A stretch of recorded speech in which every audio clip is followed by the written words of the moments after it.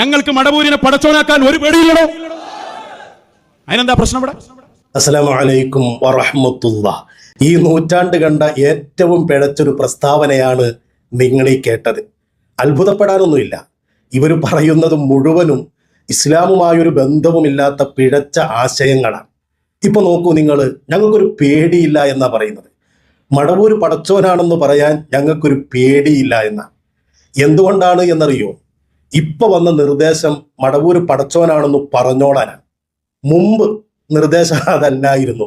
ഇതുണ്ടായത് എവിടെ നിന്നാണെന്ന് നിങ്ങൾക്കറിയാം. ഒരു ചങ്ങാതി മടവൂരാണ് ആരാ പടച്ചോനാണോ എന്ന് ചോദിച്ചാൽ പടച്ചോനാണെന്ന് പറയും എന്ന് പറഞ്ഞ ഒരു പാട്ടിറക്കിയല്ലോ. ആ ചങ്ങാതി ഇറക്കുന്ന പാട്ടൊക്കെ പിഴച്ച പാട്ടുകളാണ്. എന്തായാലും ആ പാട്ടിറങ്ങിയ സമയത്ത് സുന്നി സമൂഹം ശക്തമായിട്ട് അതിനെ എതിർത്തു. അത് പാടാൻ പാടില്ല എന്ന് പറഞ്ഞു. ആ സമയത്ത് ഇവർ പറഞ്ഞിരുന്നത് എന്താണെന്നറിയോ? ഏതോ ഒരു പാട്ടുകാരൻ വന്ന് ഒരു പാട്ട് പോണ് വന്ന് ഇങ്ങനെ നോക്കിക്കാണ്. പണ്ടൊരു പാട്ട് വന്നിരുന്നു, ആരാ പടച്ചോനെന്നൊക്കെ ചോദിച്ചു. അതിനാദ്യം വിമർശിച്ചത് നമ്മളാ. അങ്ങനെ പാടാൻ പാടില്ല എന്ന് നമ്മളാണ് ആദ്യം പറഞ്ഞത്. അതെ, ഇവരാണ് ആദ്യം പറഞ്ഞത് എന്നാണ് അവകാശപ്പെടുന്നത്. ആയിക്കോട്ടെ, എന്തായാലും അങ്ങനെ പാടാൻ പാടില്ല, മടവൂരാണ് പടച്ചോൻ എന്ന് പാടാൻ പാടില്ല എന്ന് ഇവര് ആദ്യം തന്നെ പറഞ്ഞിട്ടുണ്ട് എന്ന് പറഞ്ഞ ആളുകളാണെന്നോ മാത്രമല്ല, അതിനെ ശക്തമായി എതിർത്തുകൊണ്ട് പലതവണ സംസാരിച്ചിട്ടുമുണ്ട്. എന്തുകൊണ്ടാണ് ആ പാട്ടിനെ ഇവര് അന്നൊക്കെ എതിർത്തത് എന്നറിയോ? അന്ന് ഇവരുടെ സാഹിബുൽ ബക്കറ്റിന്റെ നിർദ്ദേശം ആ പാട്ട് പാടാൻ പാടില്ല എന്നാ.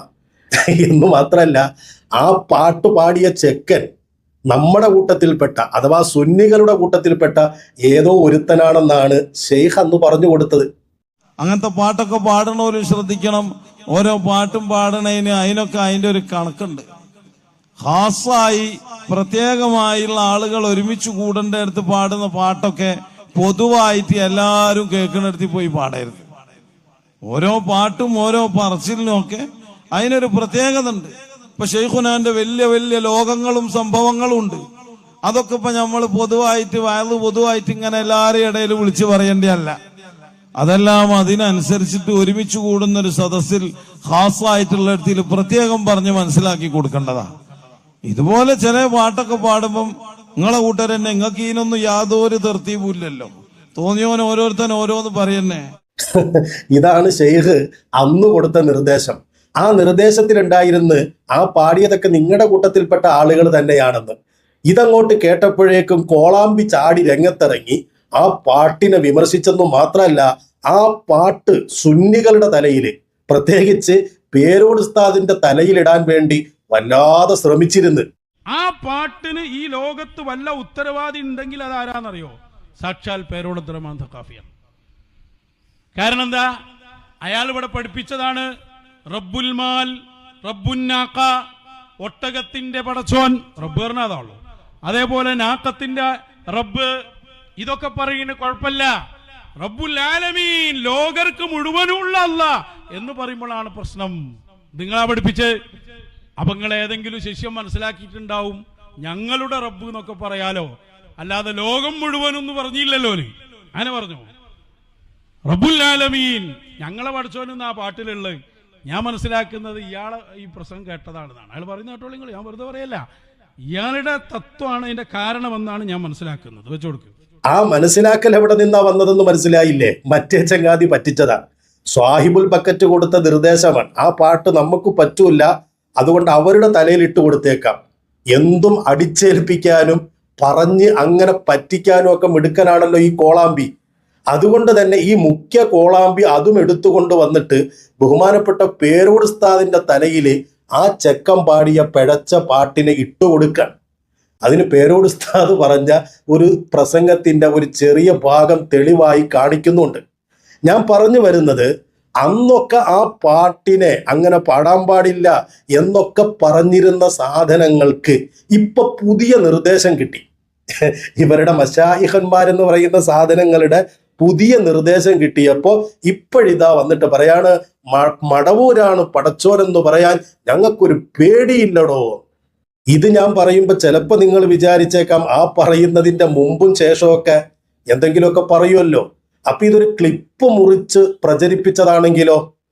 അല്ല, ഇങ്ങനെ തന്നെയാണ് പറഞ്ഞത്. പക്ഷെ അതിന്റെ മുമ്പ് പറയുന്നുണ്ട്, പേരോടിനെ കുറിച്ച് മൗലാന എന്ന് പറയാമെങ്കിൽ മടവൂരാണ് ഞങ്ങളുടെ പടച്ചോനെന്ന് ഞങ്ങൾക്ക് പറയാം, അതിന് ഞങ്ങൾക്കൊരു പേടിയില്ല എന്നാണ്. പേരോടിനെ നിങ്ങൾക്ക് മൗലാനയാക്കാമെങ്കിൽ ഞങ്ങൾക്ക് മടവൂരിനെ പടച്ചോനാക്കാൻ ഒരു പേടിയില്ലയോ? വിവരക്കേടിന്റെ അങ്ങേ അറ്റമാണ്. അല്ലെങ്കിൽ പിഴച്ചുപോയതിന്റെ പടുകുഴിയില് ഞാൻ ആദ്യം പറഞ്ഞതുപോലെ ഈ നൂറ്റാണ്ട് കേട്ട ഏറ്റവും വൃത്തികെട്ട പ്രസ്താവന. മൗലാന എന്ന പദം അള്ളാഹുവിനെ കുറിച്ച് ഖുർആനിൽ പറഞ്ഞിട്ടുണ്ട്. അതേപോലെ തന്നെ ആ പദം പടപ്പുകൾക്ക് ഉപയോഗിച്ചതും ഹദീസുകളിൽ അടക്കം നമുക്ക് കാണാൻ കഴിയും. എന്ന് പറഞ്ഞാൽ അത് അള്ളാഹുവിന് മാത്രം ഉപയോഗിക്കുന്ന പദമല്ല എന്ന് ചുരുക്കം. പിന്നെയോ ഇപ്പൊ പറയുന്ന ന്യായം എന്താണ്? അന്ന് പടച്ചോനാണ് മടവൂരെന്ന് പാടിയതിനെ എതിർത്തവർ ഇന്നതിനെ ന്യായീകരിക്കാൻ പുതിയ നിർദ്ദേശം അനുസരിച്ച്, ആ നിർദ്ദേശം അനുസരിച്ച് പറയുന്ന ന്യായം എന്താണ്? ഓരോ സമയത്ത് ഓരോ നിർദ്ദേശമാണല്ലോ കിട്ടുന്നത്. അതുകൊണ്ടാണല്ലോ 2013 വരെ പ്രസംഗിച്ചത് മുഴുവനും ഞങ്ങൾ ജാഹിലിയ കാലത്തെ പ്രസംഗമാണെന്ന് പറഞ്ഞു. അത് കഴിഞ്ഞിട്ട് 2020 വരെയുള്ള പ്രസംഗങ്ങൾ അതും ഞങ്ങൾ ആലോചിക്കണം, കേൾക്കണമെങ്കിൽ എന്നൊക്കെ പറഞ്ഞ് അങ്ങനെ വേദിക്കനുസരിച്ച് തരാതരം പോലെ നിർദ്ദേശങ്ങളൊക്കെ മാറിക്കൊണ്ടിരിക്കുന്ന ഒരു പ്രത്യേക സമൂഹം. ഇപ്പൊ എന്തായാലും മടവൂരാണ് പടച്ചോനെന്ന് സ്ഥാപിക്കാനുള്ള നിർദ്ദേശം കിട്ടിയത് കൊണ്ട് അതിനു വേണ്ടിയുള്ള പെടാപ്പാടാണ് പറയുന്നത്. കേക്ക്, പടച്ചവൻ, ഖാലിഖ്, ഇലാഹ്, അതൊക്കെ ആളുകൾക്ക് അറിയാതെ ആരാം. അതുകൊണ്ട് മജീദോലയിൽ പറഞ്ഞാൽ അത് ഖദീമും ബാഖിയാണ്, പണ്ടേ ഉള്ളവനാണ്, എന്നും ഉള്ളവനാണ്. എന്നാൽ ആ പടച്ചവൻ പടക്കുന്നത് തന്നെ ആരിലൂടെയാണ്? എല്ലാ നിയമത്തും വരുന്ന കാലഘട്ടത്തിൽ ആളുകളുടെയാണ്. അപ്പൊ നമ്മളെ ഖൽഖ് എന്ന നിയമത്ത് വരെ മടവൂരിലൂടെയാണോ വരുന്നത്? അതുകൊണ്ടല്ലേ പറഞ്ഞത് ആ അർത്ഥത്തിൽ നമ്മുടെ സിട്ടിപ്പിന് വരെ വസീലയാണ് എന്ന അർത്ഥത്തിൽ ഞങ്ങളുടെ പടച്ചവൻ മടവൂരാണെന്ന് പറഞ്ഞാൽ ആർക്കാണ് പ്രശ്നം? പുതിയ നിർദ്ദേശം അനുസരിച്ചുള്ള വിശദീകരണവും വ്യാഖ്യാനമാണ്. എന്നിട്ട് ചോദിക്കണായിട്ടില്ലേ, ആർക്കാണടാ പ്രശ്നം? എന്റെ ചങ്ങാതിമാരെ, നിങ്ങൾക്ക് പ്രശ്നം ഉണ്ടാകൂല. നിങ്ങൾ ഇബ്ലീസിനെ വരെ സ്വർഗത്തിൽ കയറ്റാൻ നോക്കിയ പാർട്ടികളല്ലേ. നിങ്ങൾക്ക് എന്താ പറയാൻ പാടില്ലാത്തത്? അന്നൊന്ന് പറയും, ഇന്ന് വേറൊന്ന് പറയും. ഇന്ന് അതിനെ ന്യായീകരിക്കാൻ വേണ്ടി തെളിവുകൾ ഉണ്ടാക്കാൻ. എന്റെ ചങ്ങാതി, ഞാൻ നേരത്തെ പറഞ്ഞതുപോലെ മൗലാന എന്ന പദം പടപ്പുകൾക്ക് ഉപയോഗിച്ചത് സ്വീകരിക്കപ്പെടാൻ പറ്റുന്ന രേഖകളിലുണ്ടെങ്കിൽ ഞാൻ ചോദിക്കട്ടെ, ഏതെങ്കിലും ഒരു പണ്ഡിതൻ ഏതെങ്കിലും ഒരു വലിയനെ കുറിച്ച് ആ വലിയ വസീലയാണ് എന്ന തരത്തിൽ, അതിൻ്റെയൊക്കെ വിശദീകരണത്തിലേക്ക് ഞാൻ പോകുന്നില്ല. ഇത് ആളുകൾക്ക് പെട്ടെന്ന് മനസ്സിലാകാൻ വേണ്ടിയിട്ട് ഞാൻ ഈ കോളാമ്പിയോടൊരു ചോദ്യം ചോദിക്കുകയാണ്. സാധാരണ ജനങ്ങളുടെ ഈമാൻ രക്ഷിക്കാൻ വേണ്ടിയിട്ട് കിതാബിന്റെ ഇബാറത്തുകളൊന്നും വായിക്കേണ്ട ആവശ്യമില്ല. ഞാൻ ചോദിക്കുകയാണ്, ഏതെങ്കിലും ഒരു ഇമാമ്, ഏതെങ്കിലും ഒരു പണ്ഡിതൻ ഇത്തരത്തിൽ ഒരു വലിയനെ കുറിച്ച്, ഒരു കുത്തുബിനെ കുറിച്ച്, ഒരു ശൈഖുൽ മശായിഖിനെ കുറിച്ച് ഞങ്ങളുടെ പടച്ചോനാണ് അദ്ദേഹം എന്ന് പറഞ്ഞതിന് തെളിവുണ്ടോ? ആ തെളിവുണ്ടെങ്കിൽ അത് കാണിക്കും. നിങ്ങൾക്ക് തോന്നിയതുപോലെ ദീന് പറയല, നിങ്ങൾക്ക് തോന്നിയതുപോലെ തോന്നുന്ന സമയത്ത് നിർദ്ദേശം അനുസരിച്ച് ഇങ്ങനെ വരട്ടി ചുരുട്ടി ഒപ്പിച്ചെടുത്തുണ്ടാക്കണ ഒരു സംഭവമാണോ ദീന്?